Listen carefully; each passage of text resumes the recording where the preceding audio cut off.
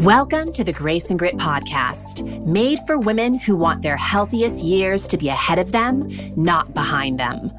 Join your host, Courtney Townley, right now as she breaks down the fairy tale health story you have been chasing all of your life into sensible action steps and lasting change.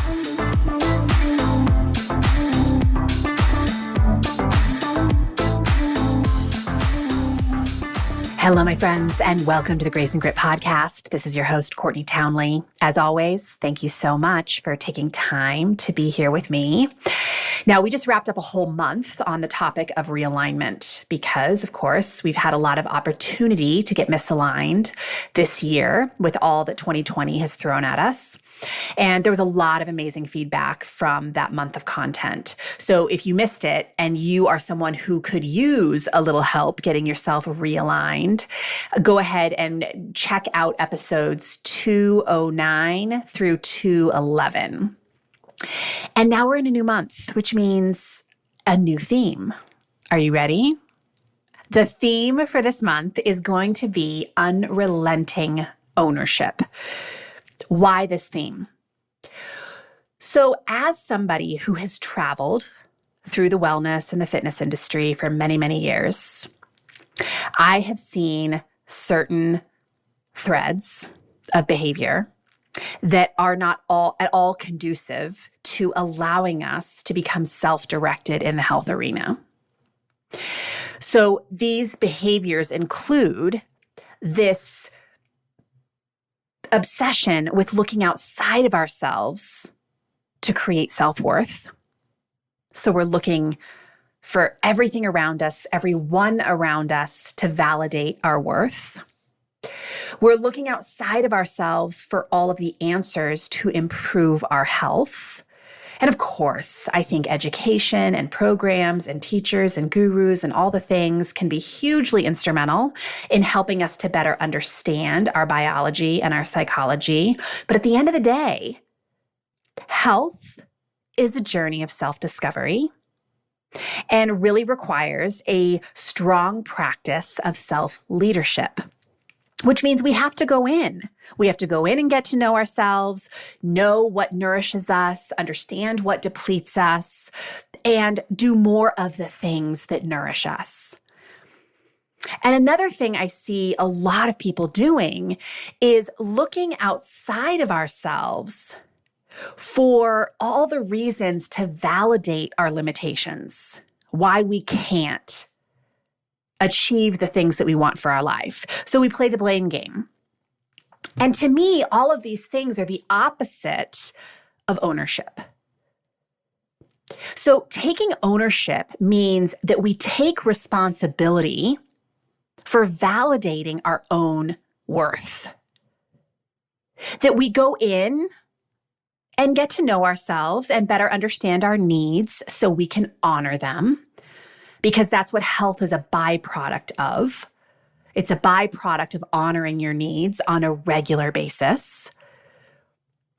And taking ownership means reminding ourselves and recommitting daily to the things that we need to do to show up as our best selves. So reminding ourselves about all the reasons for why we can and why we must. And I'm not just talking about any kind of ownership here. I'm talking about unrelenting ownership.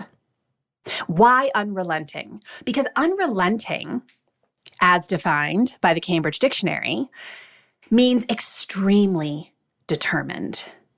Never becoming weaker or admitting defeat. That's how committed we are to taking ownership of our life. It's unrelenting. We have become a culture that takes ownership when it's convenient. And let's be honest, it's rarely convenient to take ownership. Unrelenting ownership is taking ownership in every situation for how you show up. So it means that you are committed to releasing blame and excuses. You're not fighting for your limitations. It means you're committed to seeking out solutions. And that might take a while. It might take experimenting with a lot of different types of things to find the right solution.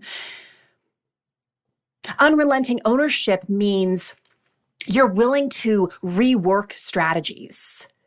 You're willing to look for ways that you could show up differently, how you could think differently, communicate differently, manage yourself differently to produce the results you want for your life. Unrelenting ownership means that you are really deeply committed to ending the habit of compromise, negotiation, and rationalization when it comes to the work that you are being called to do. Unrelenting ownership is taking full responsibility for shaping your life, regardless of what has happened in your life or what will happen in your life. So normally I only do 2 podcasts a month. I do one every other week. But this month, I'm going to be offering a podcast every single week because we have a lot of ground to cover on the topic of ownership.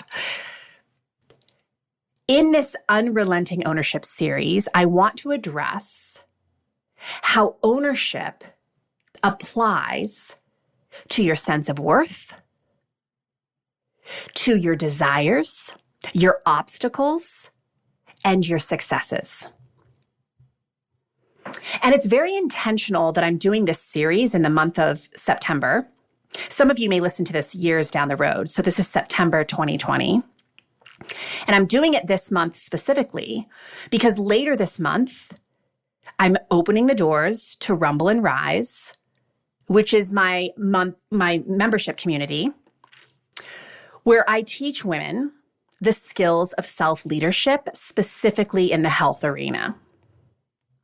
I teach them how to become more self-directed along their journey so they can ditch diet culture and really lean in to taking unrelenting ownership of their health and ultimately their life.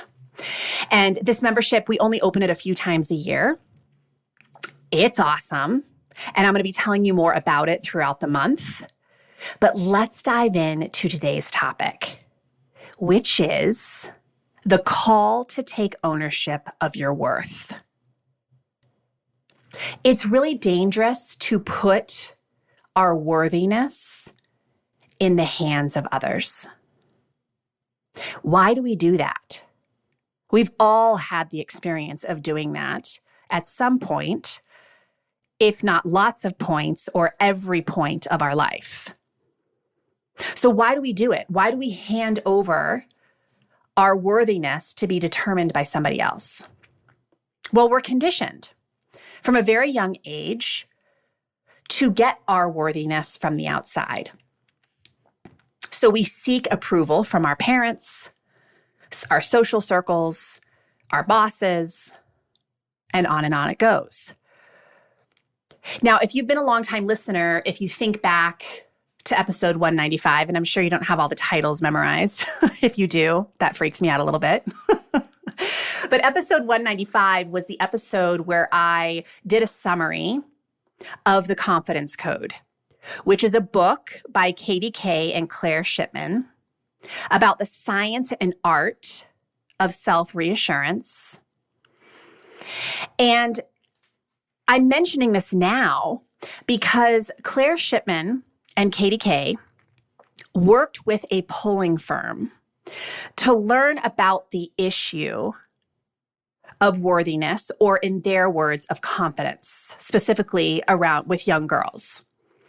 And they were really disheartened to find out that girls' confidence drops by 30% between the ages of 8 and 14. Claire Shipman says, right until the age of 8, there's really no difference between girls and boys in confidence levels. We were surprised at how quickly and deeply that drops. And they go on to explain that as girls approach adolescence, their openness to risk and failure becomes really buried under an avalanche of biological and cultural signals telling them to be careful, value perfection, avoid risks at all costs. And then to make matters worse, parents often, and society largely, reinforces a lot of these messages. At the same time that these young girls' brains are being flooded with hormones like estrogen, which heightens emotional intelligence, but also curbs risk. And not because there's anything wrong with us, but because there's such a premium on us performing well. And I think this is the beginning of where we start to really question our worthiness, because we start to take a hit to our confidence levels. All of this to say, there is a biological component to confidence, which I think is really very closely related to worthiness. But there's also an enormous amount of cultural conditioning that we have to earn our worth. And many of us, we were all, I'm assuming you're a woman listening to this podcast, but we were all young girls at one point who grew into adults desperate for outside validation because we thought that's where it was found. And at some point, many of us, maybe not all of us yet, but many of us have started to realize that not only is it exhausting, but it's also an uphill battle. It's 100% impossible to get everyone to like you or approve of you or to validate your worthiness. The God's honest truth is you are the only person who can validate your worth. And that's why I call this episode a call to owning your worth. Here's why I say you're the only person who can validate your worth. Your thoughts about yourself are where your sense of worth originates from. And other people's behavior towards you, even the things that other people say about you, do not really validate your worth because you're having thoughts about what people say about you or about how people behave towards you. So you are the one who ultimately has the power in validating your worth because you get to define what other people's behavior means. For example, you don't get a job that you applied for, right? A lot of people would take that as an opportunity to really marinate in self-doubt and maybe take a huge hit to their self-worth because they're making not getting hired mean that there is something wrong with them. And that's dangerous thinking. It's also optional thinking. And I say optional because you don't have to make not getting a job mean anything about you. It might mean something about your skill set. It could mean that, you just aren't compatible with that particular company. You could make it mean, well, that job just wasn't meant for me. So I tell you this because I think it's so important that we stay hyper aware of what we are making other people's behavior mean, or what we are making what happens in our life mean. Another example would be going out on a date with a guy that you really like, and then he never calls you back. Again, such an opportunity to go down a dark rabbit hole of stories about what it means about you as a person, why you're not worthy of that person's affection. And all that's going to do is make you feel like crap. It is also optional for you to think something like, well, clearly, that is not the guy for me. There's something better waiting. This all happened perfectly because there's someone else I'm supposed to meet. But do you hear the difference? That there's something wrong with me is brutal to your sense of worthiness versus, wow, there must be something better out there for me, is almost a tribute to your worthiness.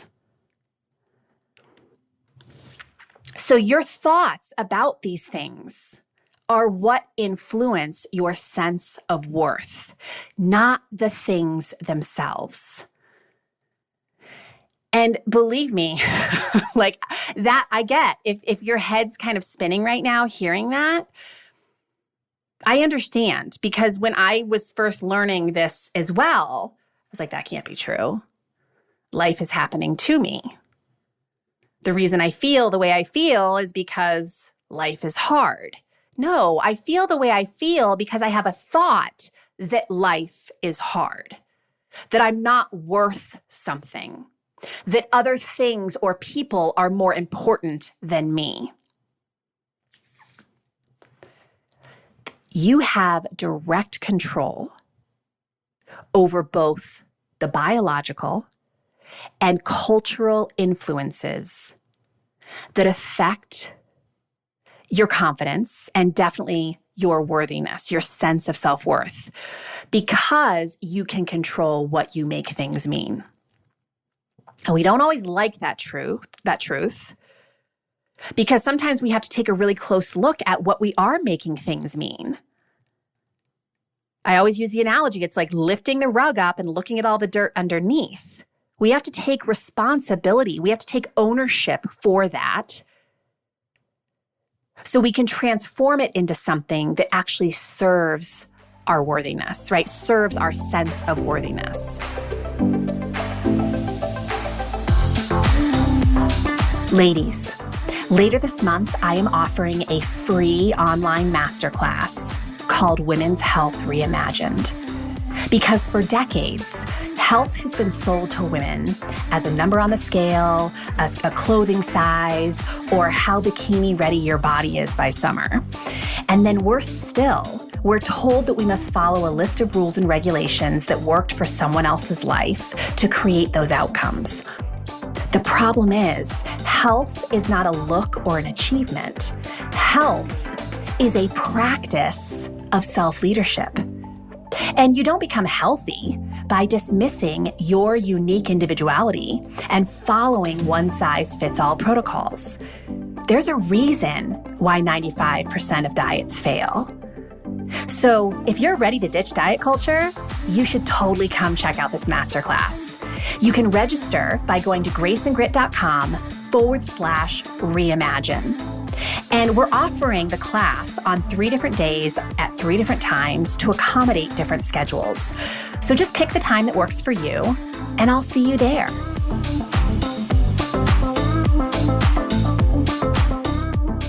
So you have a prefrontal cortex, which is a beautiful thing because it allows you to think about your thinking, right? It's like the most evolved part of your brain.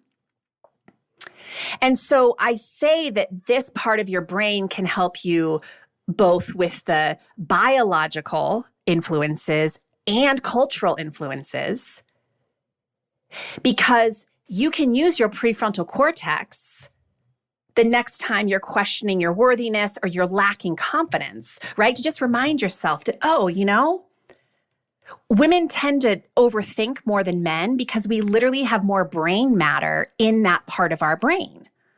So just reminding myself of that biological fact helps me to just decompress. And I don't have to write a storyline about that makes me suffer. And I can use that same prefrontal cortex to manage the conditioning that my culture has had on me. I'm in a mastermind group for my business, and one of the gals the other day was talking about kind of a difficult conversation she was having with a client who was really kind of going down this dark hole of being kind of a victim to everything that was happening in her life. And this colleague of mine said, I'm not going to co-sign on that pity party.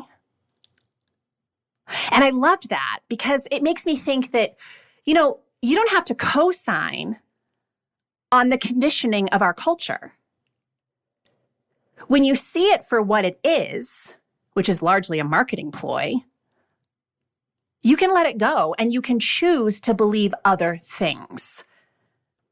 Just because Instagram or a magazine or a billboard says that this is how you earn your worth doesn't make it true.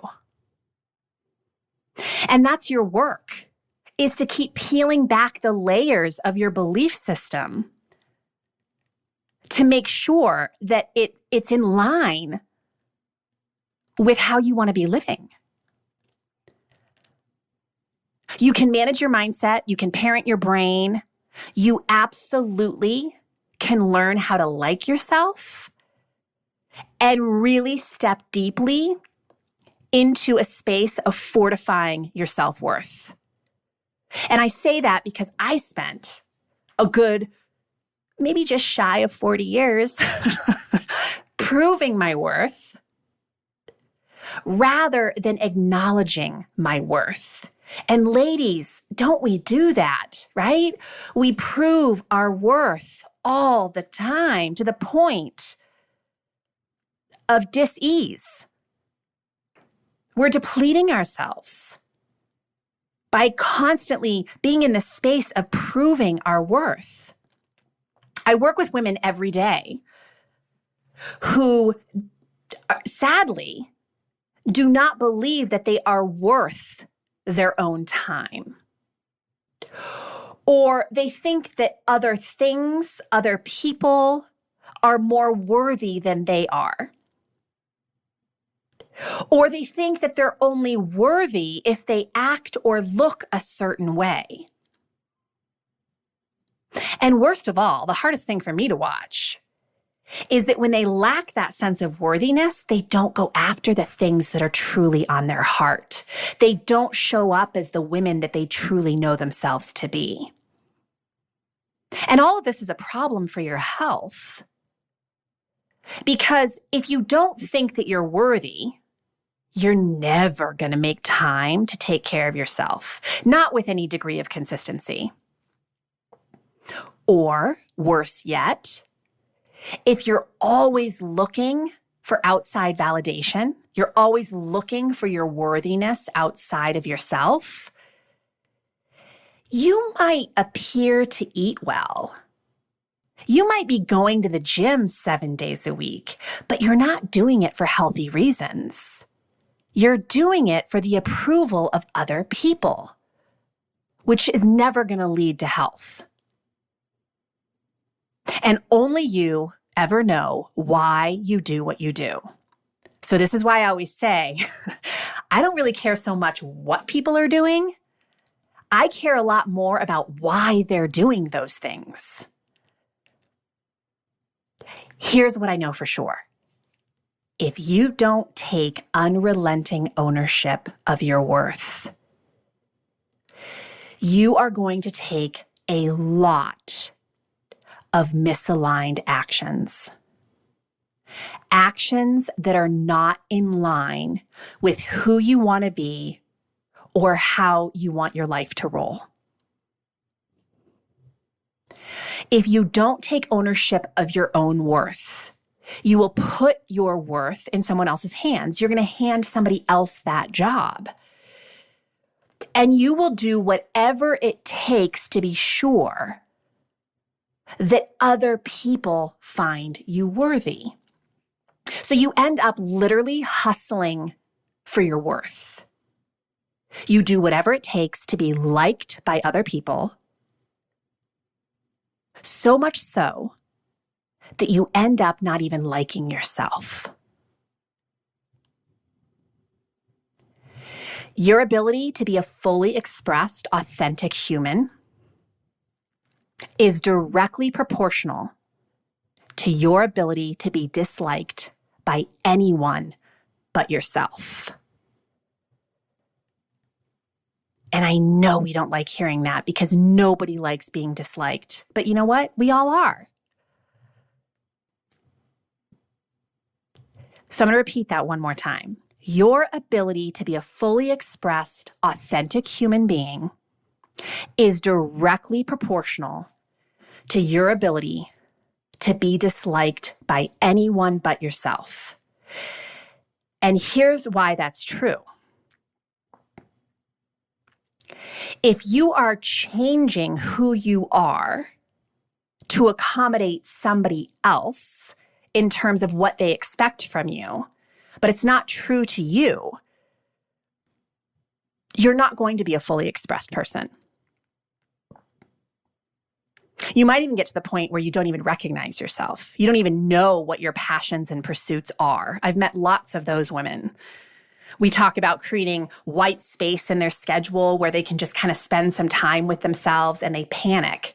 Like, I don't even know what to do with myself because they're so far disconnected, so far removed from the truth of themselves because they've been living for everybody but them. You are worthy just the way you are. That is the plain and simple truth. Right here, right now, without changing a darn thing, you are 100% worthy. You don't need to earn it. You don't need to prove it. You don't need to do anything to fix it. Your worthiness is baked into your humanity. But that's not good for marketing, right? That's the truth. If we really owned that truth, we wouldn't be buying into so many crazy things. But marketing preys on our lack of worthiness. Marketing is constantly telling us what we lack, why we're less than, why we should look a certain way, act a certain way, live a certain way, love a certain way,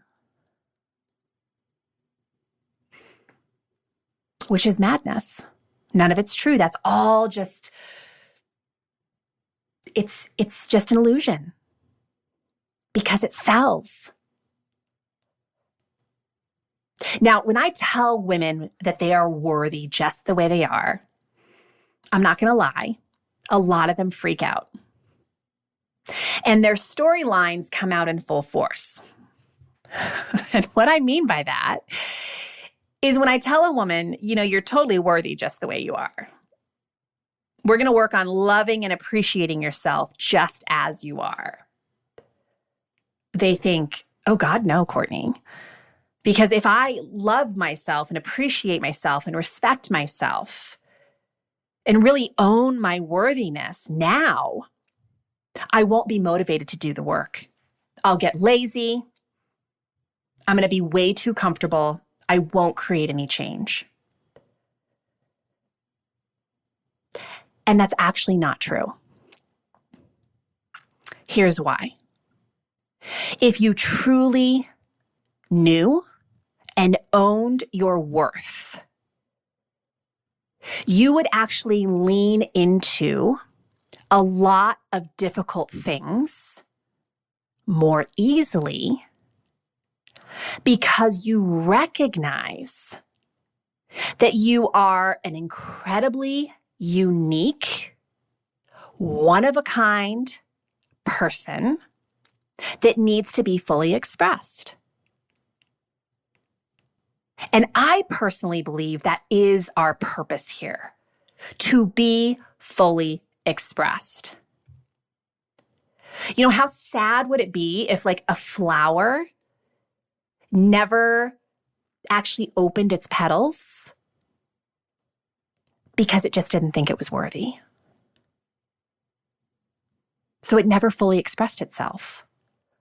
Or how sad and tragic would it be if a bird never sang because it just always questioned if it was good enough, if it was worthy enough to actually do what it was being called to do?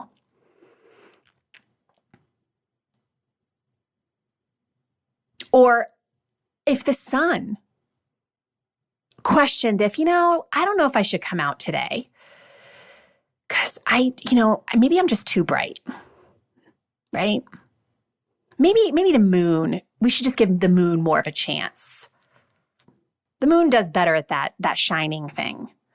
I know this sounds crazy, right? But when we think of those things, it's like, well, yeah. All of those things express their full nature because that is what they are called to do.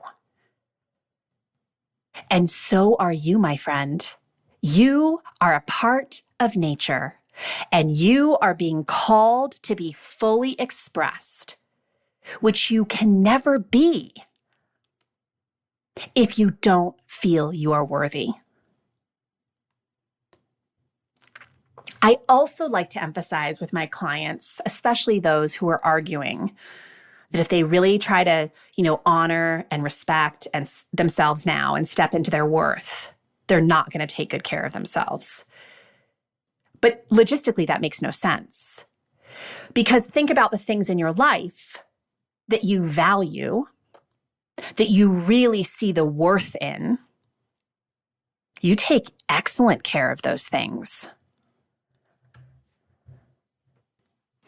If you can truly own your worthiness, you are going to be committed to making your life the best it can be. And you are going to be more willing to lean into hard things to make that possible.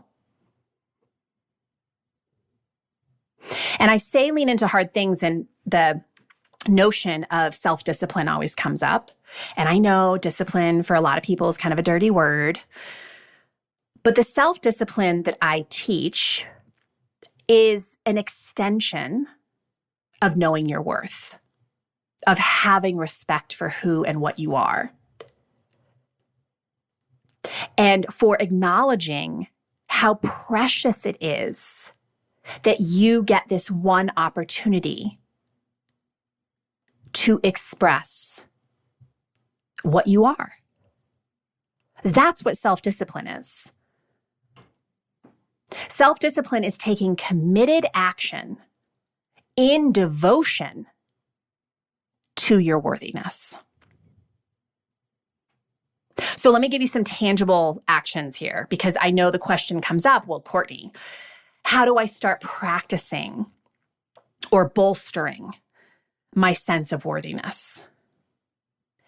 And I would say that the best place to start is the place that nobody wants to start, which is with self-awareness. And I say that nobody wants to start there because self-awareness doesn't always feel awesome. When we lift up the rug and kind of look at the truth of what's underneath, we don't always like what we find because we see work. And that's really what self-awareness affords you, is the opportunity to see where the cleaning up needs to happen. You could skip it, but I guarantee you will not make the transformation that you truly want if you skip over self-awareness. It just can't be done.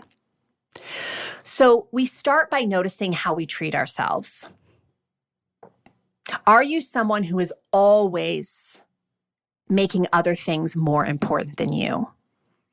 Work, the kids, your husband, other people's crises. And here's what a lot of people say when I say that. Well, Courtney, I'm not going to ignore people when they're in a crisis. And I hear you. I am not saying ignore your friends and family when they are having genuine problems. Please don't do that. But what I am saying is some of you, and you know who you are, make a habit of indulging in other people's problems so you don't have to address your own. It is a source of buffering. It is a source of distracting yourself from your own work. And again, only you know why you're doing it. And I always say to my clients, yeah, of course, if your kid is sick, you're going to go pick him up from school, right? I mean, that's kind of, it's the exception to the rule. It doesn't happen very often. But if you're someone who every day is seeking out a crisis that needs your attention, I think that requires some radical honesty for why you're doing that. Another way of kind of noticing how you treat yourself is how often do you make time in your calendar for yourself, to be with yourself, to honor your own needs, to pursue your passions. And more important yet, how often do you actually show up for those dates you have with yourself? Because this is where most women really falter. They don't show up. So there's no follow-through. And with no follow-through, there's never any change. Another way we can start really tapping into our worthiness and really starting to own it is starting to notice how we talk to ourselves, especially when we screw up, we make mistakes, we fail, we get misaligned. And I know this is probably an overused analogy, but compassion is a very important skill set, right? Extending compassion to yourself, learning how to do that is a very important skill set. And one of the ways that we can really quickly understand that is thinking of how we would talk to our best friend or our spouse or our child if they screwed up. We wouldn't be a jerk. I hope you wouldn't be a jerk. You'd be really kind. Is that how you talk to yourself? Because how you talk to yourself says a lot about your sense of worthiness. Really, one of my favorite analogies for this is if you think about a puppy, right? You have a new puppy, you put a little collar on its neck and you put it on a leash, and the puppy is all over the place. Doesn't know how to walk on a leash. They're a mess. And you don't yell at the puppy and tell it what a loser it is and that it's never going to be able to be a good leash walker. I know some people do. I know there's some bad pet owners, but that's not who I'm talking about. I'm talking about people who really love animals. You gently bring the puppy back, right? And you gently correct it. And you gently teach it by giving it treats and trying again and building a practice of walking on the leash. But that is the antithesis of what we do to ourselves, right? It's almost like we beat ourselves into a submission and expect ourselves to all of a sudden, do the thing consistently.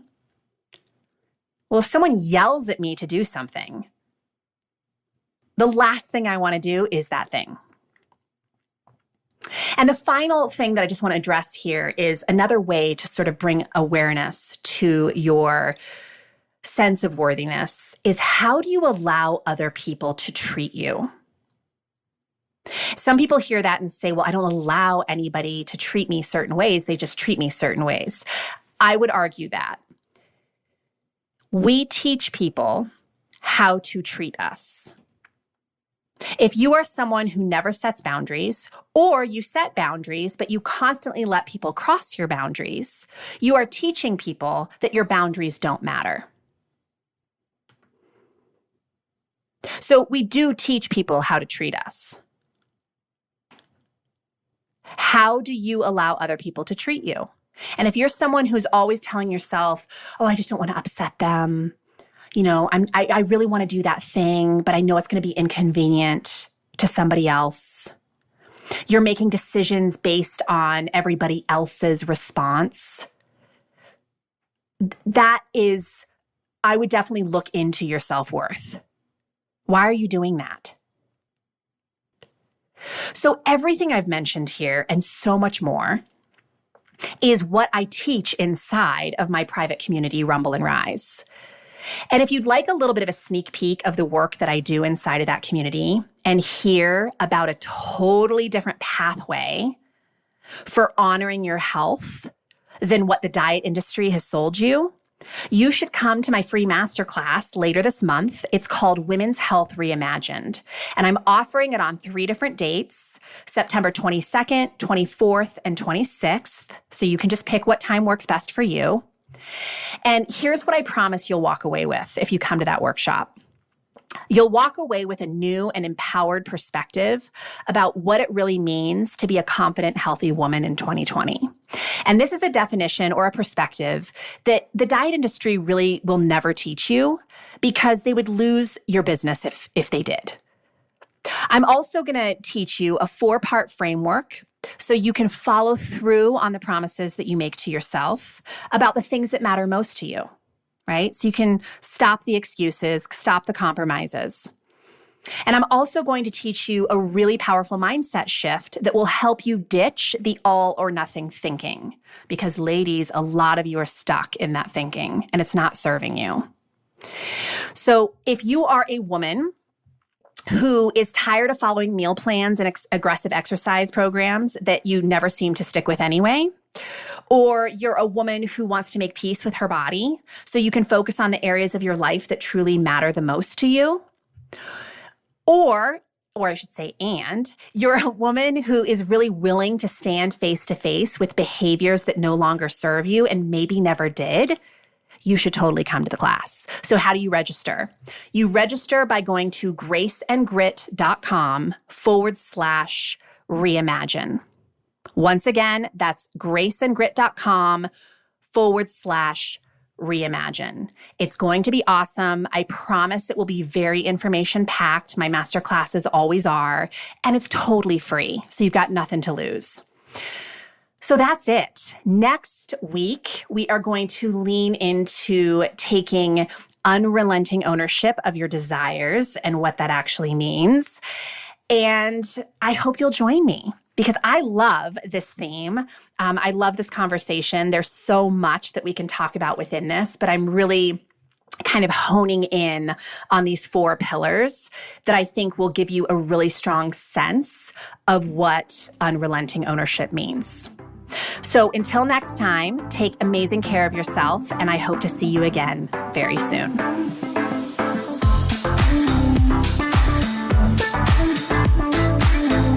Thank you for listening to the Grace and Grit podcast. It is time to mend the fabric of the female health story, and it starts with you taking radical responsibility for your own self-care.